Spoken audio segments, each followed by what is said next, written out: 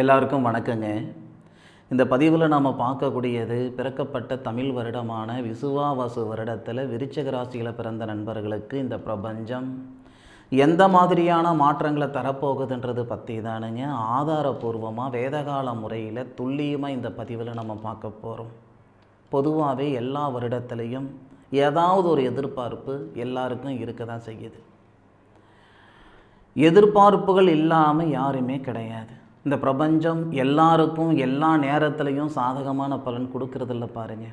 ஏதாவது ஒரு தருணத்தில் நிச்சயமாக சாதகமான பலன் கொடுத்துரும். அப்போது விசுவாவசு வருடம் விருச்சிக ராசியில் பிறந்த நண்பர்களுக்கு எப்படி இருக்க போகுது? வருடப்பிறப்பு விசுவாவசு வருடம் சித்திரை மாதம் 1ஆம் தேதி திங்கட்கிழமை அதிகாலை சுவாதி நட்சத்திரம்னு சொல்லக்கூடிய ஸ்ரீ கருடன் அவதரித்த நட்சத்திரம் துலா ராசி மேச லக்னத்தில் தானுங்க இந்த வருடம் பிறக்கப்பட்டது. இந்த விசுவாவசு வருடத்தில் குரு பயிற்சி, குரு அதிசார பயிற்சி, குரு வக்ர பயிற்சி, சனி வக்ர பயிற்சி, ராகுவும் கேதுவும் பயிற்சி போன்ற அற்புதமான நிகழ்வுகள் எல்லாமே நடக்க போகுது. விருச்சிக ராசியாதிபதி செவ்வாய் விருச்சிக ராசிக்கு 9வது பாவகத்தில் நீட்ச நிலையில் இருந்து 6க்குடையவர் செவ்வாய் 12வது பாவகத்தை பார்க்கக்கூடிய அற்புதமான தருணம். பொதுவாகவே மனசில் அபிலாசைகள், நீண்ட நாள் ஆசை தானுங்க அபிலாசைகள்னு சொல்லுவாங்க. நீண்ட நாள் ஆசைகள் நிச்சயமாக இருக்க தான் செய்யும். நமக்குன்னு ஒரு சொந்தமாக மண்மனை வாங்கிட மாட்டோமா, நமக்குன்னு ஒரு சுய தொழில் செஞ்சிட மாட்டோமா, இப்படின்ற ஆதங்கம் நிறைய பேருக்கு இருக்கும். ஆசைகள் நிறைய பேருக்கு இருக்கும். செய்ய முடியலையே அப்படின்னா அது ஆதங்கம், செஞ்சு தான் தீரணும் அப்படின்னா அது ஆசை. விருச்சிக ராசியில் பிறந்த நண்பர்களுக்கு சித்திரை மாதம் 29ஆம் தேதிக்குள்ளார சொந்தமாக மண்மனை வாங்கிறதுக்கான பிரார்த்தத்தை கொடுக்கும். நிச்சயமாக ஒரு அட்வான்ஸ் கொடுக்கக்கூடிய ஒரு சூழல். அதுபோக சுய தொழில் செஞ்சுக்கிறதுக்கான ஒரு தருணத்தையும் ஏற்படுத்தும். ஆவணி மாதம் 16ஆம் தேதி இந்த குரு பகவான் அதிசார பயிற்சியில் இருக்கக்கூடிய சூழலில் குரு பகவான் உங்களுடைய ராசிக்கு 9வது பாவகன் சொல்லக்கூடிய கடகத்தில் உச்ச நிலையில் வரும் பொழுது உங்களுடைய ராசியை பார்ப்பார். தனஸ்தானாதிபதி உச்ச நிலையில் வந்து உங்களுடைய ராசியை பார்க்கக்கூடிய சூழலில் ஆவணி மாதம், புரட்டாசி மாதம், அப்புசி மாதம் இந்த 3 மாதமும் நீண்ட நாள் சுய தொழில் செய்யணுன்ற ஆசைப்பட்டு செய்ய முடியாது இருந்த நண்பர்களுக்கு அற்புதமான நேரம் இந்த 3 மாதம். ஆவணி மாதம் கடைசி, புரட்டாசி மாதம், ஐப்பசி மாதம் குரு பகவான் அதிசாரத்தில் இருக்கும் பொழுது.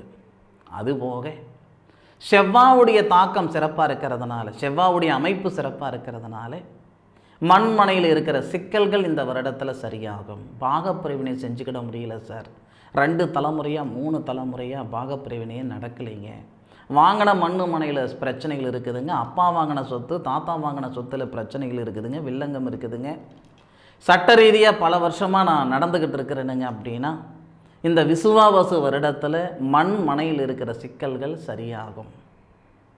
வீடு வாசல் அடமானம் போட்டிருக்கிறேனுங்க, இது வரைக்கும் வட்டி தான் கட்டிகிட்டு இருக்கிறேனே தவிர அசலை கட்ட முடியலைங்கன்னா நிச்சயமாக இந்த வருடத்தில் பொருளாதார ரீதியாக இருக்கிற சங்கடங்கள் சரியாகிறதுக்கான தருணத்தை இந்த பிரபஞ்சம் கொடுத்துரும். வாங்காத பணத்துக்கு வட்டி கட்டிகிட்டு இருக்கிறேனுங்க, செய்யாத தவறுக்கு தண்டனை அனுபவிச்சுக்கிட்டு இருக்கிறேனுங்க, போகாத இடத்துக்கு போனன்ற பேரில் நான் இருக்கிறேனுங்க அப்படின்னா நிச்சயமாக உங்களுடைய வாழ்க்கையில் விடியல் பிறக்கக்கூடிய தருணமாக இந்த வருடம் இருக்கும். உழைப்புக்கு தகுந்த உயர்வு, வாழ்க்கைக்கேற்ற வளர்ச்சி, படிப்புக்குண்டான உத்தியோகம். சரி, இது சாத்திகமா சார்? வைகாசி மாதமே சாத்திகம். விருச்சிக ராசியில் பிறந்தவங்களுக்கு மட்டுமே இருக்கக்கூடிய மிகப்பெரிய பிரார்த்தம் தொழில் ஸ்தானாதிபதி சூரிய பகவான். வேறு யாருக்குமே இந்த பிரார்த்தம் இல்லை. அப்போது வைகாசி மாதம் தொழில் ஸ்தானாதிபதின்னு சொல்லக்கூடிய சூரிய பகவான் விருச்சிக ராசிக்கு 7வது பாவகத்துக்கு வந்து தன்னுடைய முழுமையான பார்வை விருச்சிக ராசி நண்பர்கள் மேலே பட செய்யும். இதனால் படித்த படிப்புக்குண்டான உத்தியோகம், வேலையில் மாற்றங்கள், கிணத்துல போட்ட கல் மாதிரி ஒரே இடத்துல இருந்துக்கிட்டு இருக்கிறேனுங்க, இம்ப்ரூவ்மெண்ட் இல்லாமல் இருக்கிறேனுங்கன்னா இந்த நேரத்தில் உத்தியோகத்தில் உயர்வு, வைகாசி மாதம். அதே மாதிரி அதே வைகாசி மாதம் இறுதியில் ஒரு 23, 24 தேதியில் செவ்வாய் உங்களுடைய ராசியாதிபதி தொழில் ஸ்தானத்தில் போயிட்டு உங்களுடைய ராசியை பார்ப்பார்.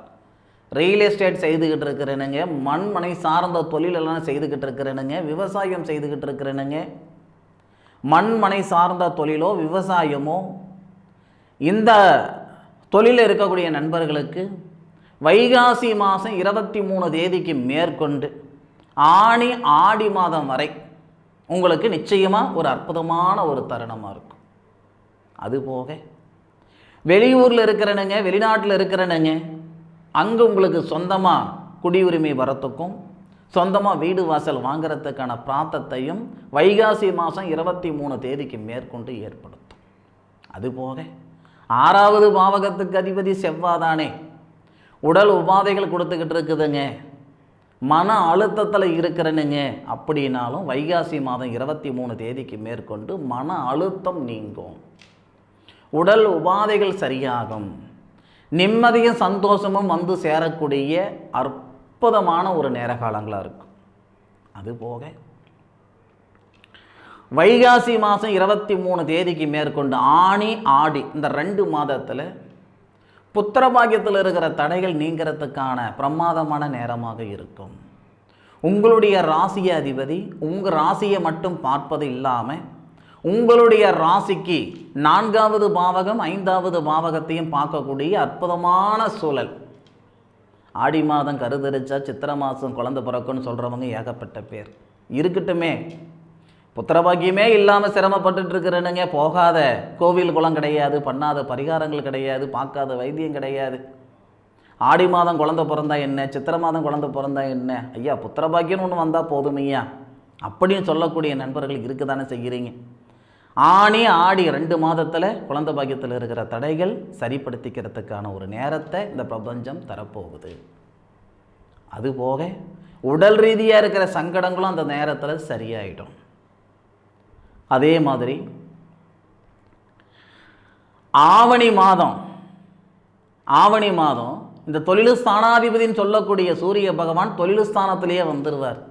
வைகாசி மாதம் எப்படி மிகப்பெரிய மாற்றம் தொழில் ரீதியாக ஏற்படுமோ அதே மாதிரி ஆவணி மாதம் அப்படின்னா தொழில் ஸ்தானாதிபதினு சொல்லக்கூடிய சூரிய பகவான் தொழில் ஸ்தானத்தில் வர்றதுனால அரசாங்க உத்தியோகத்தில் இருக்கிற நண்பர்களுக்கு நிறைவான நேரம்.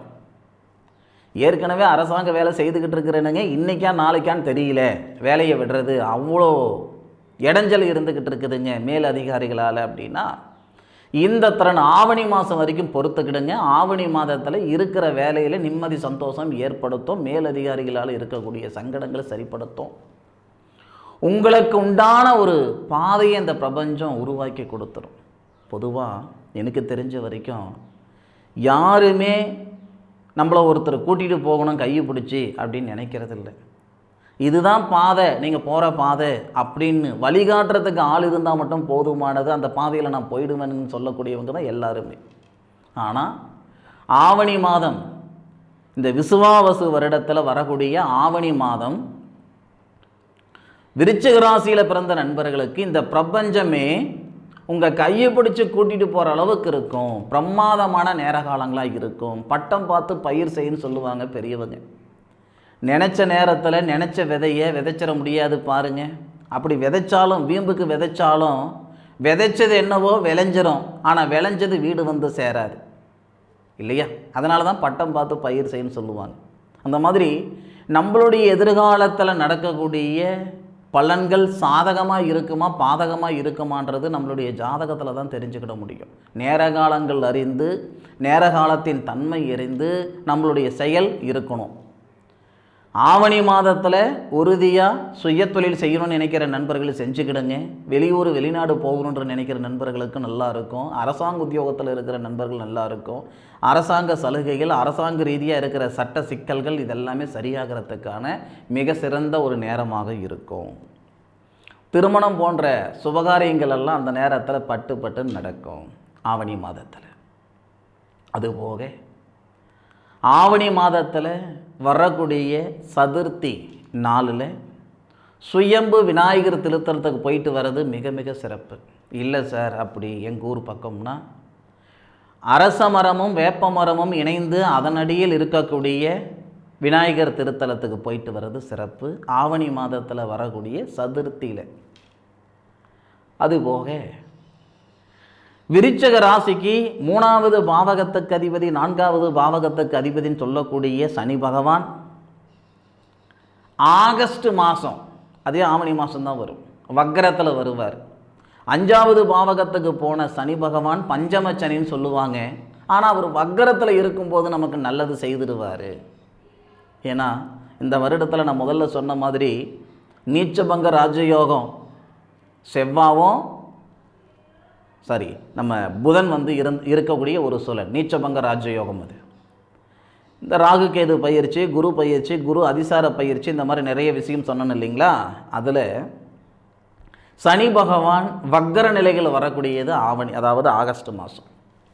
அப்போது வக்கர நிலைகள் உங்களுடைய ராசிக்கு 11வது பாவகத்தை பார்ப்பார், லாபஸ்தானத்தை. எதிர்பாராத ஒரு விஷயம் இல்லை, நீண்ட நாள் எதிர்பார்த்து அதுக்காக மென கட்டிட்டு உட்காந்துட்டு இருக்கிறீங்கன்னா அந்த தடைகள் எல்லாம், அதில் இருக்கிற தடைகள் எல்லாம் நீங்கும். நண்பர்களுடைய சவகாசத்தால் சங்கடப்பட்டுட்டு இருந்தீங்கன்னா அந்த நேரத்தில் சங்கடங்கள் நீங்கும். வாங்கின பணத்தை கட்ட முடியல சார், கொடுத்த பணத்தை வாங்க முடியல சார்னா அந்த நேரத்தில் சரியாகும். சனி பகவான் வக்கர நிலைகளில் வர்றது விருச்சிக ராசியில் பிறந்த நண்பர்களுக்கு, ஆணுக்கும் சரி பெண்ணுக்கும் சரி, பிரமாதமான ஒரு நேரமாக இருக்கும். அப்போது நிறைய நண்பர்கள் வாகனம் வாங்கிறதுக்கான பிராப்தத்தை கொடுக்கும்.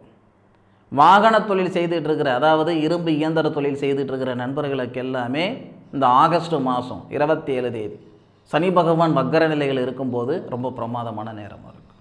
உணவு சார்ந்த தொழில் செய்கிற நண்பர்கள், எலக்ட்ரிக்கல் எலக்ட்ரானிக்கல் சம்மந்தப்பட்ட நண்பர்கள், அதாவது அதை செய்துட்டு இருக்கிற நண்பர்கள், ஏற்றுமதி இறக்குமதி எக்ஸ்போர்ட் அண்ட் இன்போர்ட் செய்யக்கூடிய நண்பர்களுக்கு எல்லாமே பிரமாதமான நேர காலங்களாக இருக்கும். அதுபோக கலைத்துறைக்கு போகணுன்ற ஆசையில் இருக்கிறனுங்க, சாதிக்கணுன்ற ஆசையில் இருக்கிறனுங்க. சம்பாதிக்கிறதுன்றது எல்லாரும் செய்கிறது தானே, சாதிக்கிறது அப்படி கிடையாது பாருங்கள். அப்போ சாதிக்கிறதுக்கு உண்டான நேர காலங்களையும் இந்த பிரபஞ்சம் தரதான் போகுது வரக்கூடிய ஆகஸ்ட் மாதத்தில், ஆவணி மாதம் இறுதியில். இந்த விசுவாவசு வருடம் சித்திரை மாதத்திலிருந்து பங்குனி மாதம் வரை ஒவ்வொரு நாளும் ஒவ்வொரு மாற்றங்கள் விருச்சிக ராசியில் பிறந்த நண்பர்களுக்கு இந்த பிரபஞ்சம் தரதான் போகுது. அதில் மாற்று கருத்து இல்லை. நான் மீண்டும் மீண்டும் சொல்கிறது என்னன்னா, கோச்சார பலன்கள் எல்லாரும் ஆஹா ஓஹோன்னு சொன்னாலும் உங்களுடைய சுய ஜாதகம் எப்படி இருக்குதுன்றது ஒரு முறை பாருங்கள். உங்களுடைய சுய ஜாதகத்தில் என்ன திசை நடக்குது, என்ன புத்தி நடக்குது, கிரக அமைப்புகள் சாதகமாக இருக்கா அல்லது பாதகமாக இருக்கா, இந்த பிரபஞ்சம் என்ன சொல்ல வருதுன்றது உங்களுடைய ஜாதகத்தில் தான் தெரிஞ்சுக்கிட முடியும். பொதுவாக பழக்கப்பட்ட பாதையில் பயணிக்கிறதுக்கும் பழக்கப்படாத பாதையில் பயணிக்கிறதுக்கும் வித்தியாசம் இருக்குது. பழக்கப்பட்ட பாதை மேடு பள்ளம் எங்கேன்னு தெரிஞ்சு போயிடும். ஆனால் பழக்கப்படாத பாதை அப்படி கிடையாது. இது எதுக்காக சொல்கிறேன்னா, கடந்த வந்த நாட்கள், அதாவது இதுக்கு முன்னாடி நம்ம வாழ்ந்த நாட்கள் பழக்கப்பட்ட பாதை, வாழ போகிற நாட்கள் பழக்கப்படாத பாதை. வாழ போகிற நாட்கள் இருக்கக்கூடிய அமைப்புகள் எப்படின்றது நம்ம ஜாதகத்தில் தான் தெரிஞ்சுக்கிட முடியும். அதனால தான் நம்ம முன்னோர்கள் ஜோதிடத்துக்கு மிகவும் முக்கியத்துவம் கொடுத்தாங்க. இன்னும் 1000 வருஷம் ஆனாலும் ஜோதிடம் தப்பு தவறு அப்படின்னு சொல்லிட முடியாது. ஜோதிடர்கள் வேணும்னா தப்பாக இருக்கலாம், தவறுதலாக இருக்கலாம். ஜோதிடம் ஒருபோதும் தப்பாகாது. எந்த செயல் செய்கிறதா இருந்தாலும் முடிஞ்ச அளவுக்கு உங்களுடைய ஜாதகத்தை பார்த்து செய்யுங்க. நிச்சயமாக நல்லது நடக்கிறதுக்கான வாய்ப்புகள் உண்டு. இந்த பதிவு விருச்சிக ராசியில் பிறந்த நண்பர்களுக்கு பயனுள்ள பதிவாக இருக்குன்னு நான் நம்புகிறேன் மனசார. மீண்டும் அடுத்த ஒரு அற்புதமான தருணத்தில் உங்கள் அனைவரையும் சந்திக்கும் வரை உங்களிடமிருந்து விடைபெறுவது உங்கள் வீட்டு ஜோதிட நண்பனான மா காளிதாஸ். வாழ்க வையகம், வாழ்க வளமுடன்.